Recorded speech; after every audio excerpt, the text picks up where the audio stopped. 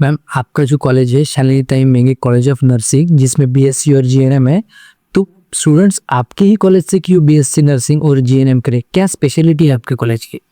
सबसे पहली बात, अगर कोई नर्सिंग का कॉलेज है तो उससे अटैच और पेरेंट हॉस्पिटल होना चाहिए। अच्छा। तो हमारे पास पेरेंट हॉस्पिटल है, जो शालिनी ताई मेंगे सुपर स्पेशलिटी इतना बड़ा हॉस्पिटल है, और उसमें पेशेंट की ऑक्यूपेंसी मतलब सीखना, रियल में जो सीखने के लिए मिलता है जी। तो वो हॉस्पिटल इम्पॉर्टेंट है।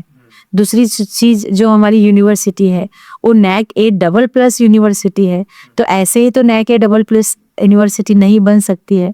तो यहाँ बच्चे को ना सिर्फ नर्सिंग करना है ऐसा नहीं है, बच्चा रिसर्च कर सकता है, रिसर्च में आगे जा सकता है, बच्चे को कुछ इनोवेट करना है तो वो भी कर सकता है वो बच्चा। और हमारे पास में लैब्स है, वेल क्वालिफाइड टीचर्स है जो कि PhD है, MPhil किए हुए हैं, फेलोशिप किए हुए हैं, बहुत सारे सर्टिफिकेट्स हैं, और डे टू डे हम ऐसे प्रोग्राम्स लेते हैं फैकल्टी के लिए कि वो और अपग्रेड हो।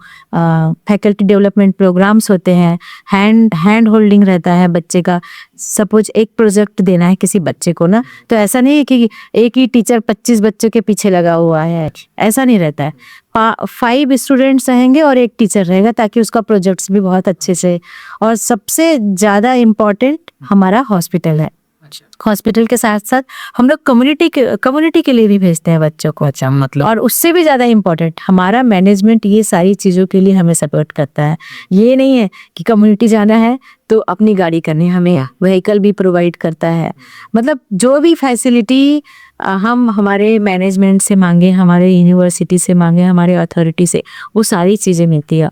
हमारा कॉलेज जो है ना वो स्टूडेंट सेंट्रिक है। हाँ, जो चीज़ें बच्चे को टीचिंग के लिए, लर्निंग के लिए जैसा इन्वायरमेंट चाहिए वो सारा हमें क्रिएट करके मिलता है, और हम जो भी टीचिंग के लिए मांगते हैं वो सारी फैसिलिटीज हम लोगों को मिलती है यहाँ पर। अच्छा। यस, तो our college is best we can say. और हम लोग रिकॉग्नाइज्ड भी है ना महाराष्ट्र नर्सिंग काउंसिल से, इंडियन नर्सिंग काउंसिल से। ऐसे भी कॉलेजेस हैं जो इंडियन नर्सिंग काउंसिल के लिए अप्लाई ही नहीं करते हैं। अच्छा, बट हमारा ऐसा नहीं है।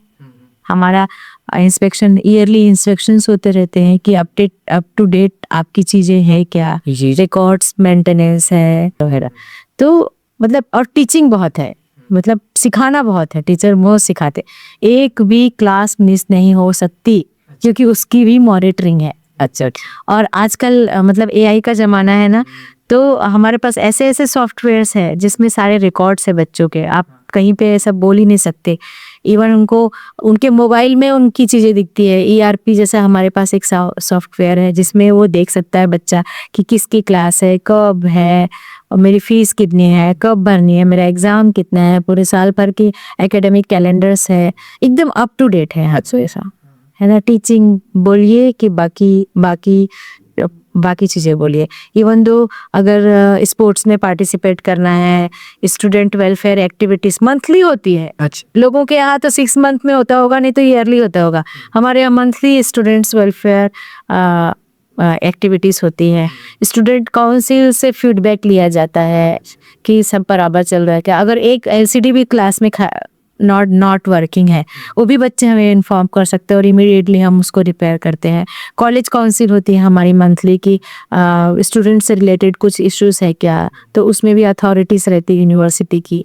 मतलब जो फीडबैक, मॉनिटरिंग, सुपरविज़न का जो सिस्टम है ना वो काफ़ी अच्छा है, जिसमें हम ऑटोमेटिकली घुस गए हैं और वैसा काम करते हैं। अच्छा। अच्छा, और जब ये फाइनल ईयर में पहुंचते हैं तो प्लेसमेंट के लिए बाहर से लोग, हमारे यहाँ से ये सारी चीज़ें होती है। मतलब हमारे यहाँ ना प्लेसमेंट सेल है। हाँ, अगर किसी बच्चे को पुणे में जॉब करना है, मुंबई में जॉब करना है, नागपुर में जॉब करना है, तो वहाँ से लोग आते हैं और इंटरव्यू लेके वो डायरेक्टली, और 100% प्लेसमेंट्स होता है। उनको बाहर जाना है तो उसके लिए भी अपॉर्चुनिटीज़ है। फॉरेन, जर्मनी, फॉरेन, तो जर्मनी जाना है, और कुछ चीज़ें उनको सीखनी है, इससे रिलेटेड लैंग्वेज सीखना है, तो उसके लिए भी हमारे पास में अपॉर्चुनिटीज़ हैं।